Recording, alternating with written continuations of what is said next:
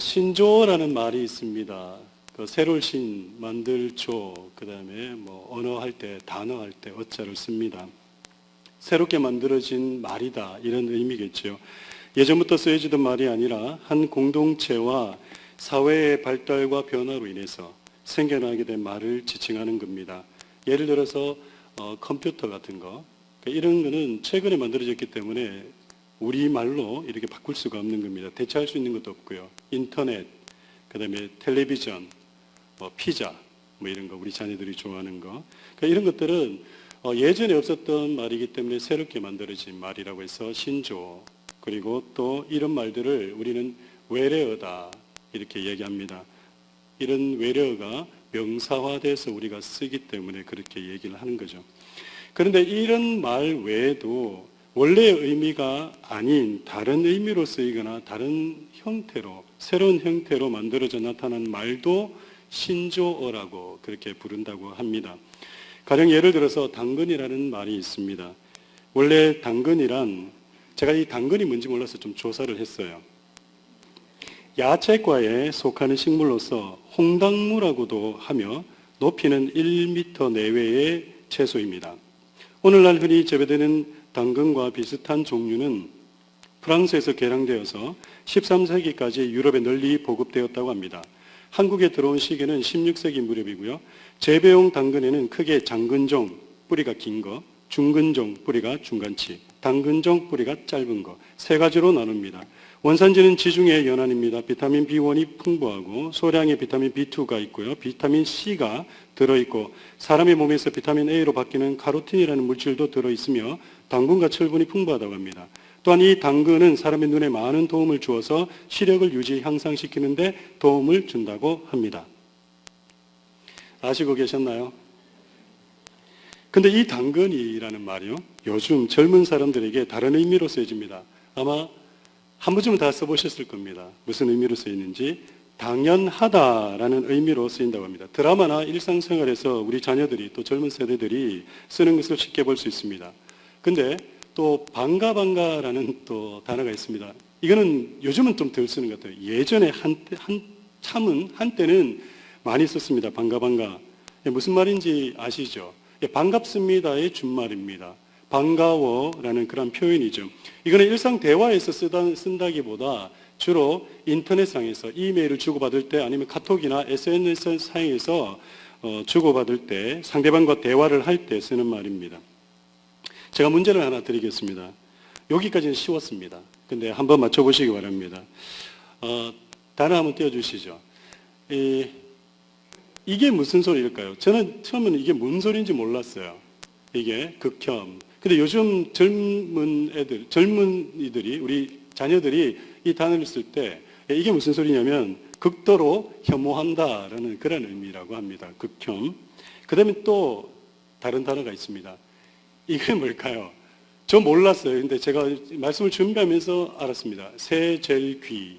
무슨 귀신 이름인 줄 알았거든요. 근데 알고 보니까 이게 뭐냐면 세상에서 제일 귀엽다. 그래서 친구나 여자친구나 남자친구, 아니면 또 사랑하는 그 연인한테 새젤귀다 이렇게 얘기한답니다. 아내한테 써도 될는지는 잘 모르겠습니다. 그러나 여러분 한번 고민해 보시고 마음에 드시면 오늘 집에 돌아가셔서 한번 써보시기 바랍니다. 근데 여기까지는 좀 괜찮아요. 그런데 요즘 중학생들이 쓰는 또 단어가 있거든요. 근데 이거는 여러분 한번 맞춰보세요. 이게 무슨 말인 것 같습니까? 요즘 카톡상으로, SNS상으로 이렇게 많이 주고받는데요. 그래서 이거는 저도 못 맞추겠더라고요. 이게 무슨 말이냐면 이거 레알이라는 말이에요. 그래서 이게 무슨 말이냐면 이 레알이 또 우리가 뭔지 모르잖아요. 또 레알. 이게 무슨 말이냐면 이거 진짜냐고. 이거 진짜라고 물을 때 이응, 기역, 리을, 이응 이렇게 보낸대요. 이거 진짜냐, 맞냐고. 거짓말 아니야? 이렇게 표현할 때 그렇게 쓴다고 합니다. 요즘 그 젊은 청년들이나 우리 자녀들이 쓰는 말들을 이해하기가 쉽지 않습니다. 근데 대한민국 국어사전에 정식으로 등록된 신조어가 하나 있다고 해서 소개해드립니다. 뭐냐면 삽질이라는 겁니다. 삽질. 이게 대한민국, 지금까지 보여드리는 그 단어는 국어사전에 등록이 안 됐습니다. 근데 이 말은 국어사전에 등록이 되어 있어요. 여러분, 원래 이 삽질이라는 걸 뭔지 아시죠? 땅을 팔 때 쓰는 그 삽을 가지고 땅을 파는 행동을 삽질이라고 얘기를 합니다. 그런데 이 삽질이라는 말이 다른 의미로 사용되어진다는 것을 아마 저와 여러분들은 잘 알고 계실 겁니다. 그래서 국어사전에 등록된 대로 설명을 드리면 이렇게 등록되어 있습니다. 쓸모없는 일을 하다, 어리석게 일하다, 능률적이지 못한 일을 하다. 원래 삽질이라는 의미는 그런 의미가 아니잖아요. 근데 지금 국어사전에 어떻게 등록이 되냐면 지금 이런 식으로 되어 있던 거예요. 쓸모없는 일을 하다, 어리석은 일을 하다, 능률적이지 못한 일을 하다. 이렇게 등록되어 있습니다. 근데 왜 이 삽질이라는 이 단어의 의미가 그렇게 변화되었냐라는 겁니다. 우리나라 70년대, 80년대에 한국에서 군 생활을 해보신 우리 남성분들은 다 이해하실 거라 생각합니다. 사회적으로 군대 문화가, 군사 문화가 만연하던 70년대, 80년대 시절에 젊은이들이 군대에 가서 했던 일들이 대부분이 뭐였냐면 군사훈련을 받는다든지 그렇지 않으면 부대 내에 여러 가지 작업들을, 일들을 했습니다. 부대 안팎의 보수 작업들을 많이 했는 거죠. 예를 들면 새로운 길을 낸다든가 또 땅을 고른다든가 또 새로운 건물을 짓는데 그 군생활을 하기 위해서 갔던 우리 장병들, 우리 젊은 청년들이 많이 동원이 돼서 작업을 했습니다. 이런 작업을 할 때마다 우리 병사들이 들고 나갔던 것이 있는데 그게 뭐냐면 삽이라는 거였어요. 근데 이런 작업은 대부분요, 연관 계획에 의해서 다 정해져 있거든요. 그래서 언제는 무슨 작업을 하고 이게 연관 계획으로 쫙 나와요. 근데 문제가 하나 있습니다. 예기치 않은 작업들이 또 부여받을 때가 있어요. 왜냐하면 상급부대에서 높은 분들이 한 번씩 오시면 주변 환경을 또 정리하고 해야 되기 때문에 작업이 생각지도 않은 작업들이 막 나오거든요. 그러면 막 땅도 팔 때도 있고 또 벽돌을 쌓을 때도 있고 여러 가지 일들을 하게 됩니다. 근데 문제가 뭐냐면 이런 상관들이 방문하는 그 방문이 랜덤으로 그냥 어쩌다 막 급박하게 오다 보니까 막 그때그때마다 작업이 바뀌는 거예요. 막 이 작업하다가 저 작업하고 저 작업하다가 그건 나중에 하다 보면 무슨 작업인지도 모르고 작업도 마무리 안 되고 일도 안 되고 아무것도 안 되고 막 그럴 때가 있어요. 그러다 보면 병사들이 어떻게 되냐면 괜히 저 일을 했네라고 얘기하면서 그때 썼던 말이 뭐냐면 병신 삽질했네라고 그렇게 얘기를 했습니다. 제가 주일 아침부터 그런 표현을 써서 너무 죄송하고요. 근데 이런 말을 쓰기 시작했던 군인들이 이제 제대를 하고 전역을 해서 사회로 나갑니다. 사회로 나가서 직장 생활하면서 또 이런 일이 닥치면 그런 얘기들을 쓰게 됩니다. 그러다 보니까 이 삽질이라는 의미가 어리석은 행동을 반복적으로 하는 것이라는 의미로 그렇게 사회적 상황에 맞물려서 변화가 되었던 겁니다. 쉽게 말씀을 드려서 결국은 삽질하다는 말은 헛수고하다, 또 헛수고했다라는 말로 쓰이게 된 겁니다. 혹시 여러분들은 지금까지 살아오시면서 이런 삽질을 해본 경험들이 있으십니까? 무작정 열심히 한다고 일했지만 결국에는 헛된 수고를 한 격이 된 일들을 말하는 겁니다. 지금까지 살아오면서 한두 번 정도는 다들 경험해 보셨으리라고 생각이 됩니다. 공부하는 학생들 가운데 공부는 정말 열심히 하는데 생각만큼 능률이 오르지 않는 학생들이 있습니다. 이 학생들의 문제가 뭐라고 생각하십니까? 사업장을 운영하시는 분들 가운데 나름은 열심히 사업장을 운영하는데 사업장을 또 준비해서 하는데 생각만큼 사업장이 안 될 때가 있습니다. 그러면 여러분 뭐가 문제라고 생각하십니까? 제가 학창시절 때 많이 들었던 명언이 있습니다. 여기 계시는 분들도 아마 똑같이 들었을 거라고 생각이 됩니다. 저희가 공부할 때 선생님들 늘 얘기했던 것이 있습니다. 뭐냐면 천재는 1%의 영광과 99%의 노력으로 이루어진다.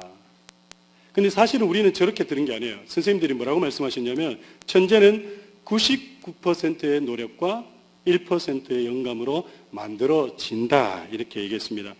이 말은 미국 천재발명가 에디슨이 남긴 명언입니다. 이 명언을 바탕으로 해서 한국의 많은 선생님들이 성공을 또 노력을 이야기하고자 우리에게 말씀하신 내용입니다. 제가 자란 시기만 하더라도, 세대만 하더라도 앞만 보고 열심히 노력했던 노력파들입니다. 왜냐하면 저렇게 배웠으니까요. 열심히 노력하면 성공할 수 있다고 배웠습니다. 물론 틀린 것 아닙니다. 그렇게 노력해서 성공적인 열매를 거둔 사람들도 많이 있었습니다. 그런데 문제는 요즘과 같이 경쟁의 수준인 예전과 같지 않은 시대에 사는 이들에게 일만 열심히 한다고 해서 잘 되느냐라는 겁니다.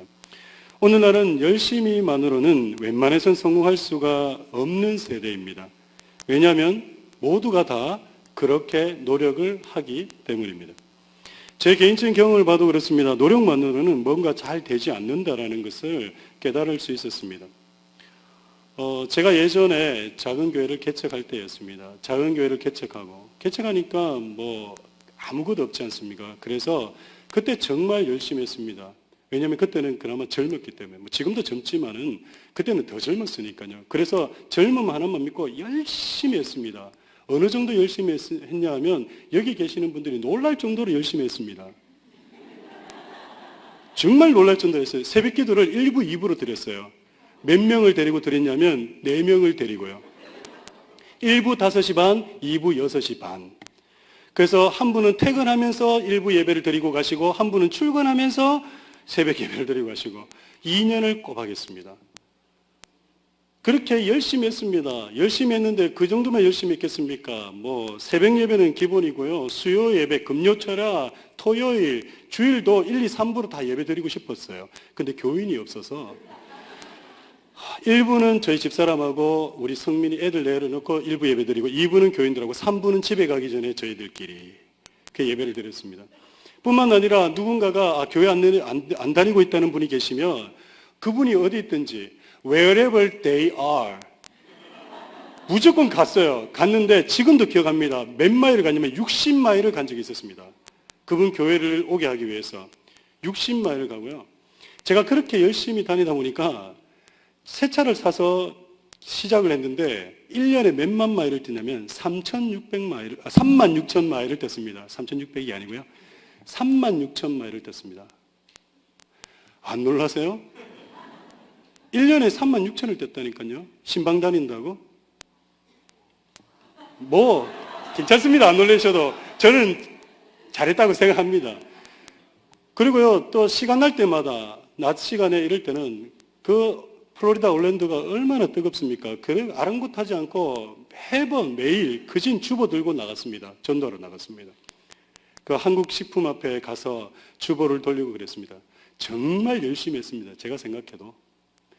그러다 보니 딱 3년째 되는 해 그때 그렇게 열심히 하다 보니까 쓸개를 뗐습니다.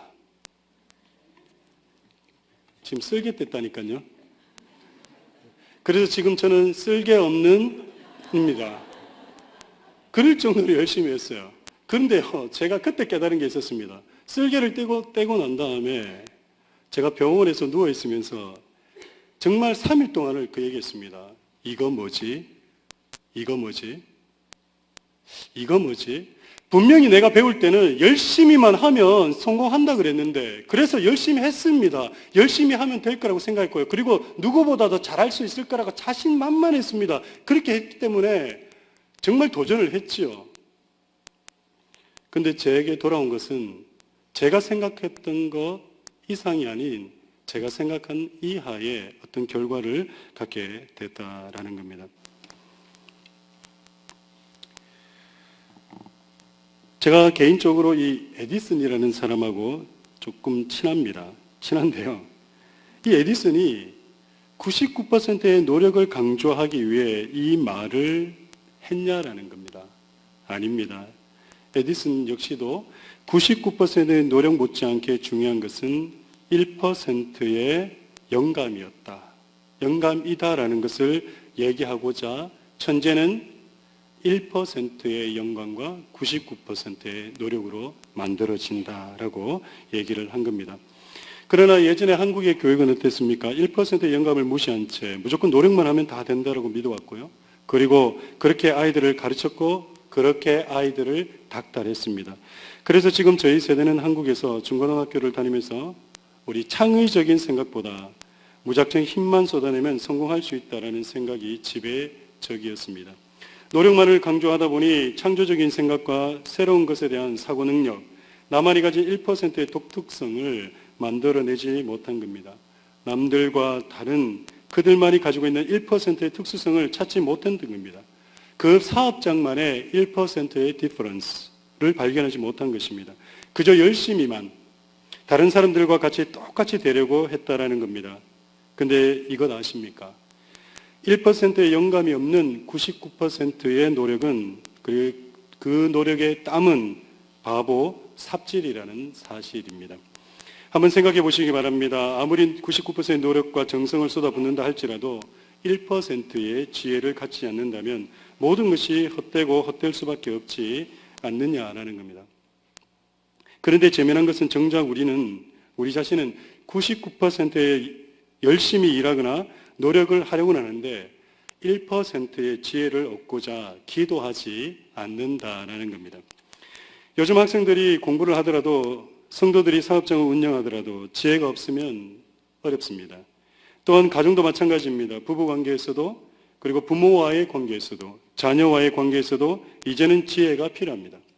사람들과의 관계에서도 마찬가지입니다. 직장 동료와의 관계에서도 그렇습니다.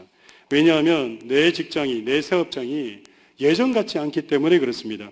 예전에는 성실만 하면 성공한다라고 생각했습니다. 그러나 이제는 성실만 가지고는 안 됩니다. 성실을 기본으로 해서 반드시 나만이 가진 지혜가 뒷받침되어져야 합니다. 1%의 지혜가 필요합니다. 1%의 지혜가 내 삶을 바꿉니다. 1%의 지혜가 내 가정을 바꾸게 됩니다. 1%의 지혜가 내 사업장을 바꿉니다. 1%의 지혜가 우리 자녀의 삶을 바꿀 수 있습니다. 우리가 지혜라고 하면 머릿속에 번뜩 떠올리는 성경 인물이 한 분 있습니다. 누구입니까? 그렇죠. 예, 다윗의 아들 솔로몬 왕입니다. 하나님이 솔로몬을 기뻐하셨던 이유가 무엇이었습니까? 바로 그가 지혜를 구했기 때문입니다. 또 많은 분들이 기억하지 못하는 것이 하나 있습니다. 우리 자녀들이 물질적인 풍성함을 얻기를 희망합니다. 그런데 솔로몬에 의해서 보는 바와 같이 지혜를 얻으면 그 물질은 자연스럽게 따라오는 법입니다. 아닌 것 같습니까? 지혜를 얻으면 길이 보입니다. 열왕기상 3장 말씀 한번 보겠습니다. 여러분 열왕기상 3장 우리 9절에서 13절 말씀인데요. 교독하겠습니다. 제가 9절 읽으시고 여러분들이 읽고 이렇게 교독하겠습니다. 누가 주의 이 많은 백성을 재판할 수 있사오리까? 지혜로운 마음을 종에게 주사 주의 백성을 재판하여 선악을 분별하게 하옵소서.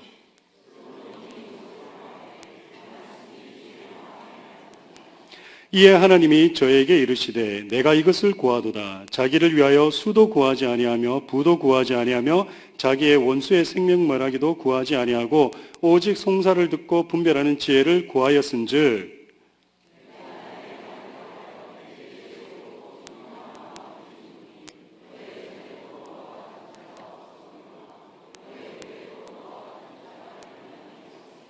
우리 함께 읽겠습니다. 내가 또 너의 구하지 아니한 부와 영광도 내게 주노니 내 평생에 여왕 중에 너와 같은 자가 없을 것이라. 지금 뭐라고 말씀하십니까? 솔로몬이 구한 것은 세상의 부귀영화도 아니었고요. 자신의 정적의 목숨, 그 사람의 목숨을 달라라고 이야기한 것도 아닙니다. 그저 솔로몬이 달라 했던 것은 지혜였습니다. 그것도 어떤 지혜입니까? 자신을 위한 지혜였습니까? 아니면 하나님의 백성들을 잘 달 수 있는, 우리 모두가 다 잘 살 수 있기를 위한 그 지혜를 구한 겁니까? 바로 모두가 잘 살기 위한, 백성을 잘 다스릴 수 있는 지혜를 달라고 그렇게 했습니다. 그렇게 했을 때 하나님 어떻게 하셨습니까? 부와 명예도 함께 주신 겁니다. 솔로몬 왕은 그의 말년에 모든 것이 헛되고 헛되다라고 말하면서 그의 책, 마지막 책, 전도서, 이 전도서 마지막 장에서 말합니다. 사람의 본분이 여호와를 경외하는 것인데 여호와를 경외하기 위해서도 무엇이 필요하다? 지혜가 필요하다라고 말합니다. 즉 지혜가 있어야지만 인생을 헛되지 않게 살 뿐만 아니라 하나님도 경외할 수 있다라는 겁니다. 그렇다면 이렇게 중요한 지혜, 학생에게도 필요하고 가정생활을 하는 부부에게도 필요하고 사업장을 운영하는 성도들에게도 필요하고 새로운 사업을 구상하는 이들에게도 더욱더 필요한 이 지혜, 어떻게 얻을 수가 있겠습니까? 그 답이 바로 오늘 본문에 나오는 말씀입니다. 오늘 본문의 말씀 다시 한 번 더 돌아서 보겠습니다. 우리 야고보서 1장 5절의 말씀인데요. 우리 야고보서 1장 5절 말씀 함께 읽겠습니다. 시작. 너희 중에 누구든지 지혜가 부족하거든 모든 사람에게 후히 주시고 꾸짖지 아니하시는 하나님께 구하라. 그리하면 주시리라. 여러분 뭐라고 말씀하십니까? 너희 중에 누구든지 지혜가 부족하거든. 근데 여기에서 중요한 게 하나 있어요. 뭐냐면 방금 제가 읽어드렸던 첫 부분, 야고보서 1장 5절 첫 부분, 우리 함께 읽겠습니다. 시작. 너희 중에 누구든지 지혜가 부족하거든. 이게 도대체 무슨 말일까요? 그냥 아무나 지혜 주시면 되는데 단서를 달아놨어요. 뭐라고요? 너희 중에 누구든지 지혜가 부족하거든. 이 말은 뭐냐면요, 먼저 우리가 지혜의 없음을, 지혜가 부족하다는 것을 깨달아야 된다라는 말씀이에요. 내가 여전히 지혜 있다고 똑똑하다라고 생각하는 것이 아니라 나에게 뭔가 부족한 것이 있다라는 것을 먼저 전제를 하라는 거예요. 깨달으라는 거예요. 근데 그 부족한 것이 뭐냐는 거예요. 물질입니까? 아닙니다. 건강이에요? 아니에요. 지금 뭐라고 얘기합니까? 지혜가 부족하다라는 것을 저와 여러분, 지금 이곳에 계시는 성도님들에게 하나님이 말씀하시는 거예요. 우리는 지혜가 없다라는 것을 인정하라라고 말씀하고 있다라는 겁니다. 지혜가 없기 때문에 실수가 일어나는 겁니다. 지혜가 없으니까 문제가 일어나요. 물론 실수와 문제가 없을 수는 없습니다. 근데 우리 주위에서 일어나는 문제와 실수들을 자세히 보세요. 무엇 때문에 일어나는 건지, 어쩌면 우리의 어리석음, 우리의 지혜 없음 때문에 일어나는 일들이 대부분이 아닌지 모릅니다. 지금 우리는 우리의 지혜 없음을 느끼고 있으십니까? 가정에서, 직장에서, 나의 삶의 영역에서 나의 부족함을 느끼고 있냐는 겁니다. 여전히 나 자신이 잘났고 남보다 더 낫다라고 생각하신다면 그것은 지혜가 충만한 것이 아니라 어리석음이 충만한 것입니다. 우리는 착각하고 있어요. 내가 똑똑하다고 생각하거든요. 내가 맞다라고 생각하거든요. 내가 옳다라고 생각한단 말이죠. 그런데 성경은 얘기합니다. 아니라고. 부족하다라고 얘기합니다. 우리에게 꼭 필요한 지혜가 있다라고 그렇게 이야기를 합니다. 그래서 이 지혜를 구하라고 말씀을 하시는 겁니다. 바로 5절에 있는 말씀입니다. 구하라고. 그 지혜가 부족하면 구하라고 그렇게 얘기합니다. 이 구하라는 말은 무슨 뜻이겠습니까? 예, 간단합니다. 기도하라는 얘기입니다. 그리고 기도할 때에 딴 거 구하지 말라는 얘기입니다. 돈이나 명예나 권력이나 뭐 기타 이런 거 구하지 말고 지혜를 구하라고 말합니다. 왜 그렇습니까? 아까 솔로몬 예에서도 보신 바와 같이 지혜를 구하면 나머지는 어떻게 하신다고요? 그냥 주시는 거예요. 그냥. 그런데 우리는 주객이 전도되어 있어요. 어떻게 해요? 정작 구해야 될 것은 구하지 아니하고 부수적으로 따라오는 것에 목숨 걸고 있다니까요. 그래서 우리가 지금 제일 먼저 깨달은 건 우리에게 지혜가 없음을 깨닫고 그 지혜를 얻기 위해 기도해야 된다라는 겁니다. 하나님께서 지혜뿐만 아니라 우리가 기도할 때, 우리가 지혜를 구할 때 지혜뿐만 아니라 우리가 필요한 것도 반드시 채워주신다라는 겁니다. 제가 미국에 2003년도에 왔습니다. 그리고 미국 처음 올 때는 이 미시간으로 왔습니다. 그리고 1년 있다가 제가 대학원을 가기 위해서 잭슨 미시시피로 갔습니다. 그래서 거기에서 한 2년 동안 시간을 보냈습니다. 공부를 했습니다. 제가 그 미시시피에서, 잭슨 미시시피에서 섬겼던 교회가 있는데 그 교회도 큰 교회는 아닙니다. 작은 교회였습니다. 공부하면서 섬겼습니다. 그런데 거기에서 만났던 한 장로님이 말씀하신 게 있어서 제가 함께 이 시간을 좀 나누고자 합니다. 이 장로님, 제가 왜 그 장로님하고 얘기를 하게 됐냐면요. 그 장로님이 거기에서 새벽 기도를 나오시는데 항상 새벽 기도 때 이제 말씀이 끝나고 불을 딱 끄면 기도를 하시는데 어떻게 기도하시냐면 이제 중앙에 복도로 나오셔서 본인이 앉았던 그 자리 옆에서 무릎을 꿇고 30분을 그 상태로 기도하시다가 늘 가세요. 그게 하루 이틀이 아니에요. 제가 간 그날부터 해서 그 교회 나온 그날까지 변함없이 매일 그 자리에서 그렇게 기도를 하시더라고요. 바닥이 딱딱하지 않습니까?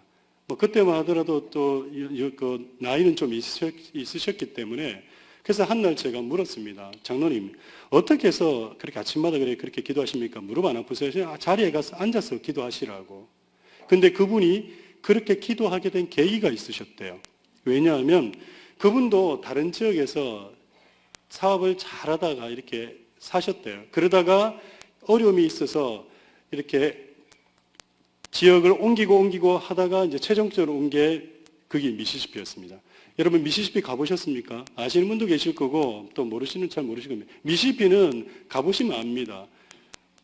근데 거기에서 자기가 마지막으로 정말 이거 해놓고 뱅크럽시 하겠다라는 마음으로 오픈한 가게가 하나 있었는데 어떤 가게냐면 다 몰이 크로즈 됐어요. 크로즈 된 몰인데 가게 하나가 딱 났는데 뭐냐면 샌드위치 가게인 거예요. 샌드위치 가게인데 거기에서 그 가게를 인수해가지고 사업을 시작하셨어요. 했는데 1년이 돼도 어려워요. 2년 어렵고 3년, 그진 4년이 됐는데 완전히 뱅크럽시 직전까지 간 거예요. 그래서 하나님 앞에 자기가 작정 기도를 했답니다. 저 개인적으로 뭐 40일 기도, 뭐 100일 기도 이런 거 안 좋아하거든요. 그런데 그분이 100일 작정 기도를 하셨대요. 100일 작정 기도를 할 때, 첫 기도할 때 너무 간절하니까 무릎을 안 꿇을 수가 없었대요. 그래서 무릎을 꿇고 기도를 했답니다. 여러 가지를 막 기도를 했대요. 이것도 해주시고 저것도 해주고. 그렇게 한 80여일이 지났습니다. 지났는데 80여일이 지난 어느 날 아침에 기도를 하는데 자기도 모르게 자기 입에서 그런 기도를 했대요. 하나님 지혜를 달라고. 지혜를 달라고.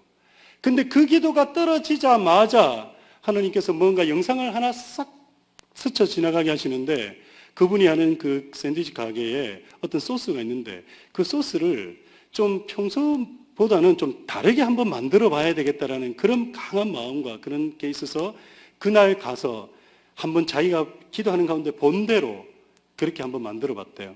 여러분 어떻게 됐을까요? 예, 그럼요. 이거는 뭐 제 일이 아니니까 솔직하게 얘기해야죠. 대박 터졌습니다. 한 달 가고 두 달 가고 하는데요. 그 맛을 봤던 사람들이 몰려오기 시작하는데 이거는 제가 한참 뒤에 갔기 때문에 그것만은 정확합니다. 제가 갔을 때만 하더라도 사람들이 점심시간과 저녁시간에 줄을 서요. 몰이 다 죽었습니다. 그 가게밖에 없어요. 주차장에 차는 그 가게 오는 손님들이에요. 그런데요, 점심시간 전에 줄을 쫙 서 있어요. 제가 왜 그래 잘할까요? 거기서 일했으니까요. 저도 요리 좀 합니다. 예, 요리 좀 합니다, 제가. 예, 그때 제가 깨달았던 겁니다. 여러분, 아무리 우리가 노력을 한다 할지라도 정말 세게 빠질 정도로 노력을 한다 할지라도 여러분 하나님이 주시는 1%의 그 지혜 없으면 안 되는 거예요. 우리 주위의 어려운 문제들이 잘 풀리지 않는 이유가 무엇이겠습니까? 지혜가 없기 때문은 아니겠습니까? 어떤 문제가 일어났을 때 그 문제를 어떻게 해결하는가에 대한 지혜가 없기 때문에 문제를 더 깊이 만드는 것은 아닙니까? 그래서 오늘 말씀은 성도들에게 이 세상을 살아가면서 너무나도 중요한 지혜, 그 지혜를 구하라고 말씀하고 있는 겁니다. 여러분, 근데 너무 쉽지 않나요? 왜냐하면 우리 삶의 중요한 지혜를 하나님께서 구하기만 하면, 기도하면 그저 주시겠다라고 얘기합니다. 여러분 5절 말씀을 다시 한 번 더 읽어보겠습니다. 5절 말씀 시작. 너희 중에 누구든지 지혜가 부족하거든 모든 사람에게 후히 주시고 꾸짖지 아니하시는 하나님께 구하라. 그리하면 주시리라. 예, 지금 뭐라고 말씀하냐면 후히 주시겠다라고 말씀하십니다.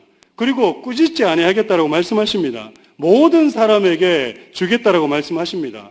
말 잘 듣는 사람에게만 주는 것이 아니라 하나님 보시기에 부족한 삶을 산다 할지라도 구하기만 하면 하나님께서 거저 주시겠다라고 말씀하십니다.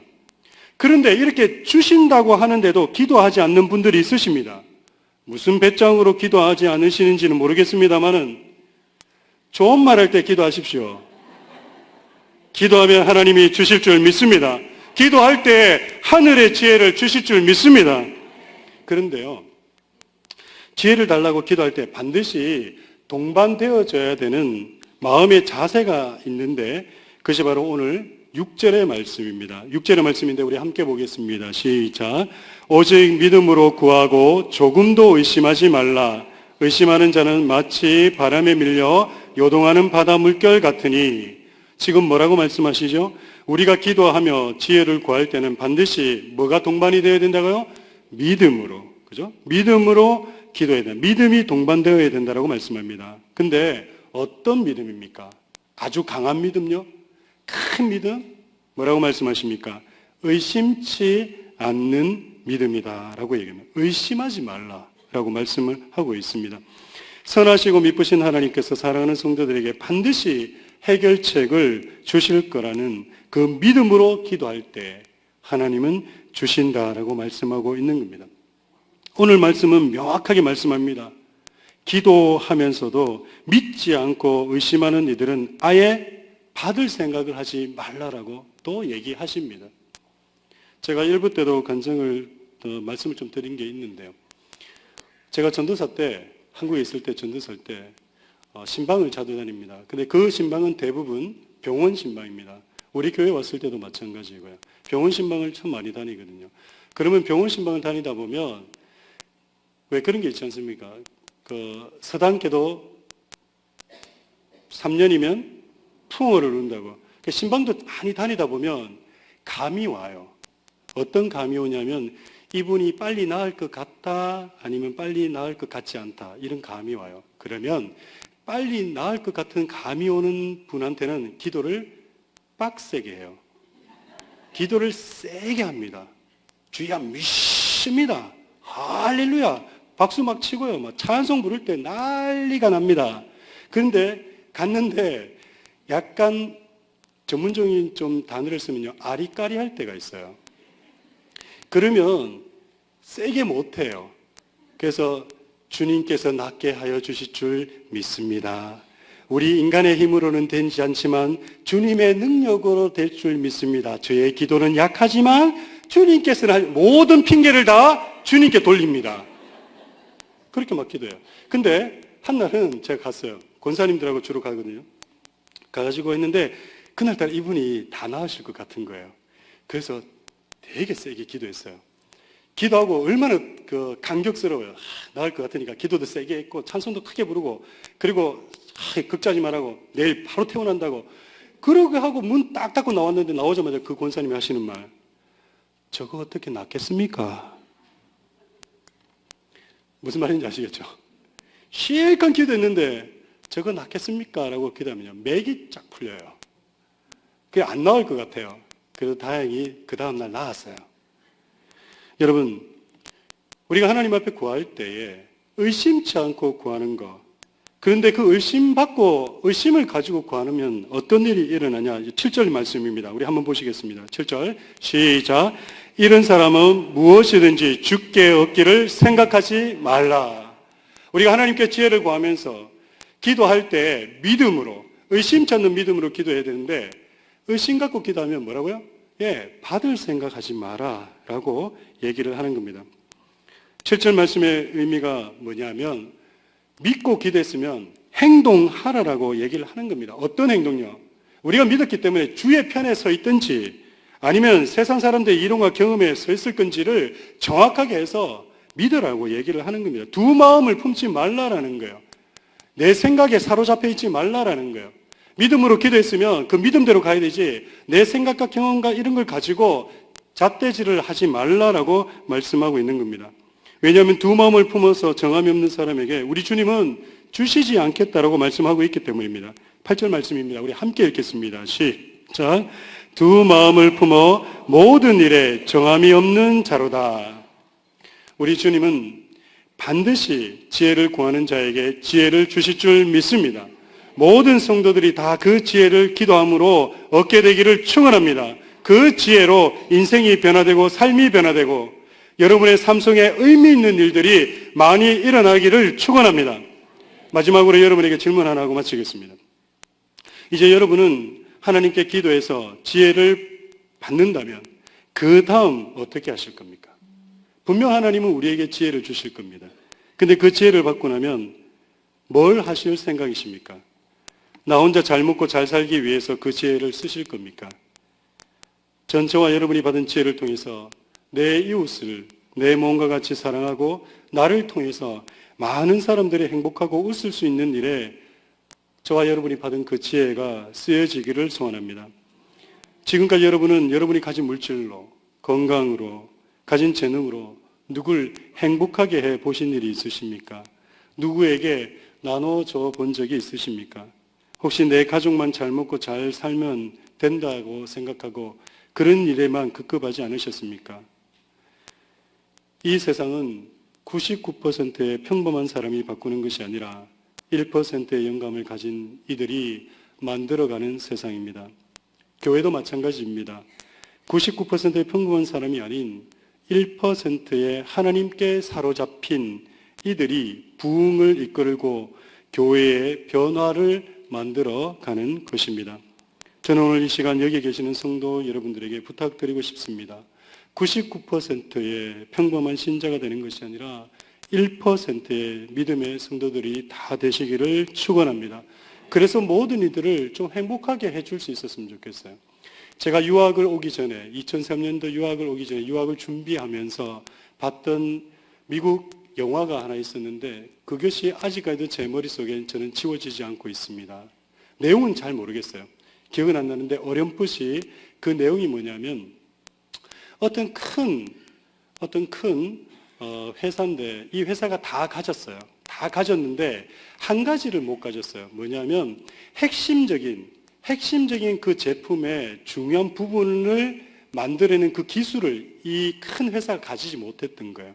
근데 이 기술을 누가 가지고 있냐면 지금 갓 시작한 벤처 기업의 5명의 청년들 중에 한 리더가 그 기술을 가지고 있었어요.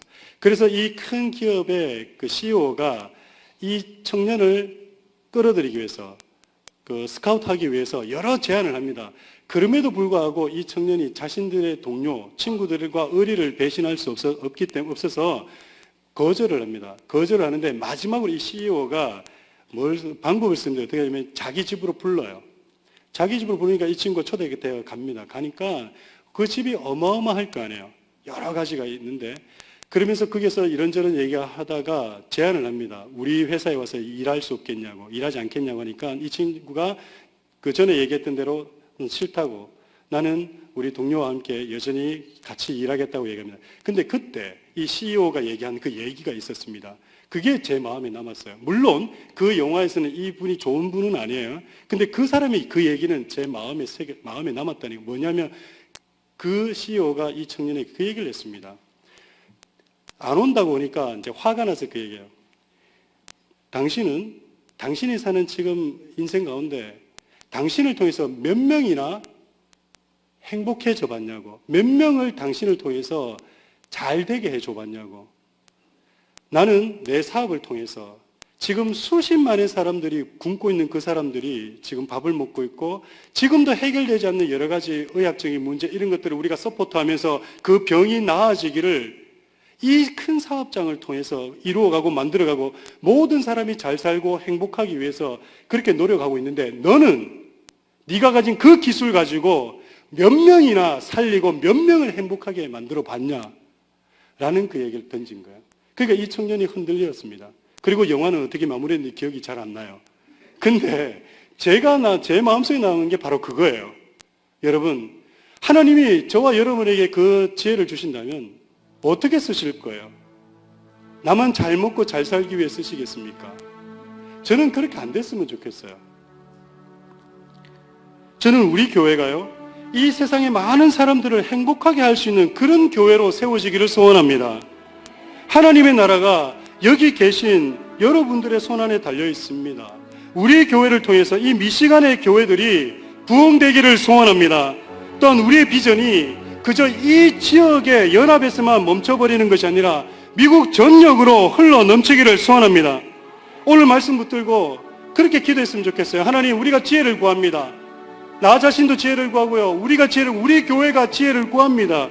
그런데 그 지혜를 구하는 이유는 우리 모두가 다 행복하고 잘 살기 위해서, 하나님 나라를 만들어가기 위해서 그렇게 만들어가고 싶습니다. 여러분, 지금 힘들지 않습니까? 쉽지 않지 않습니까? 지금 사회가, 세상이 녹록하지 않지 않습니까?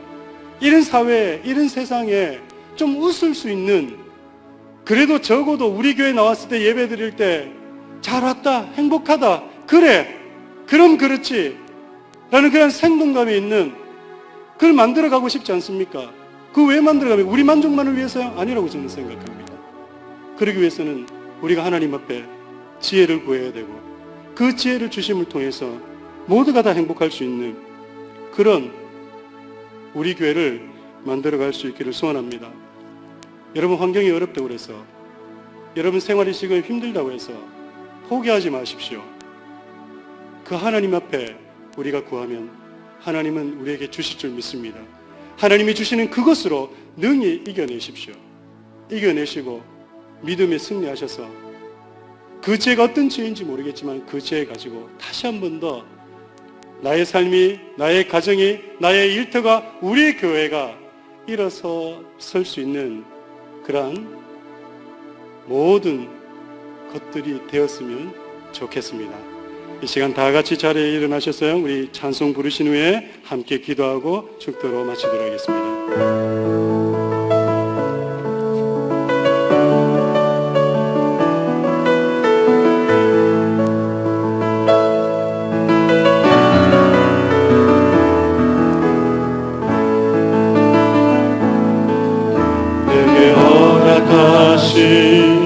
시련을 통해 나의 믿음 더욱 강하게 자라나고, 험한 산과 골짜기 지나는 동안 주께 더 가까이 나를 이끄시네. 내가 겪는 시험이 어려워 힘겨워도 내 주님보다 크지 않네. 내 앞에 바다가 갈라지지 않으며 주가 나로 바다 위 걷게 하리. 나는 믿네.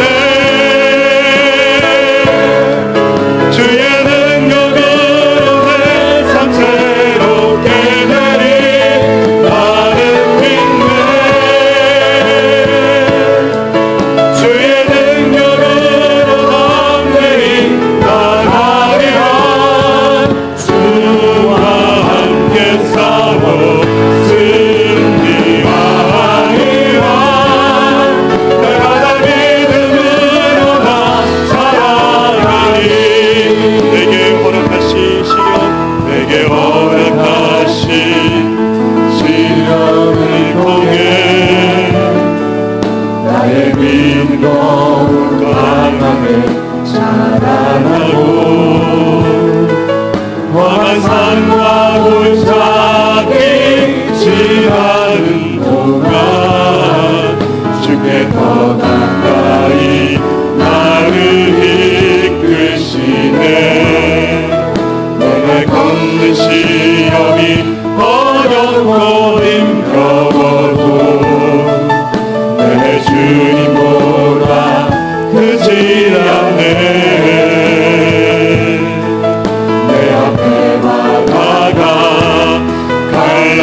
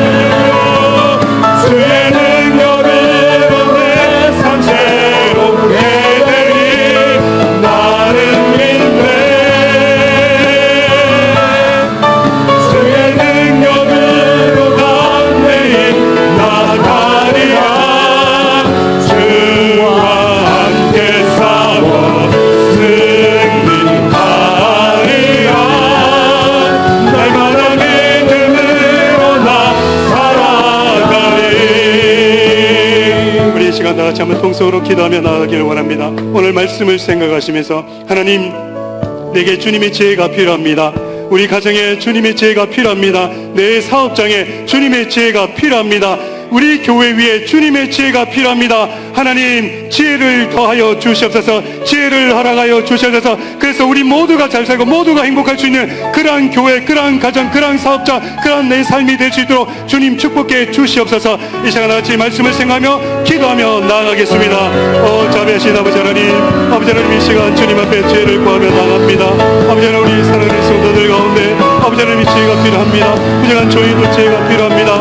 하나님, 지혜가 있어야 되겠습니다. 내 삶에, 아버지 하나님, 내 가정에, 내 사업자에, 내 일에, 무엇보다 우리 교회에 아버지 하나님, 지혜가 필요합니다. 주께서 주신 지혜입니다. 주님, 허락하여 주시옵소서. 나 혼자만 잘 먹고 잘 살기 위해서 구하는 지혜가 아니라 주님 도와주시옵소서. 내 삶을 새롭게 하는, 내 삶을 변화시키는 그러한 지혜를 허락하여 주시기 바랍니다. 지금 내게 허락한 여러 가지 시련과 어려움이 있습니다. 아버지 하나님, 이것은 내 힘으로, 내 능력으로는 해결할 수가 없습니다. 주께서 주시는 능력과 은혜로 해결하며 나아가야 됩니다. 주님 도와주시길 원합니다. 아버지 하나님, 우리 교회가 겪고 있는 시험이 있습니다. 어려움이 있습니다. 주님 도와주시옵소서. 주님 역사해 주시옵소서. 주님 죄를 주시옵소서. 믿음으로 나아가길 원합니다. 아버지 하나님, 담대하게 그래서 변화되길 원하며 그래서 세워지는 은혜가 아버지 하나님 이기는 소원을 하나님 함께해 주시고 은혜를 주시기를 아버지 하나님 간절히 원하고서 주여 도우시고 하나님 은혜를 주시기를 아버지 하나님 간절히 원하고서 함께하여 주시고 은혜를 주시옵소서. 주님 역사해 주시길 원합니다. 도와주시옵소서. 주님 함께합니다. 우리 함께 찬양합니다. 나는 믿네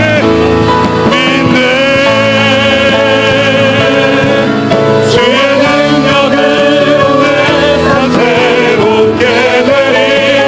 나는 믿네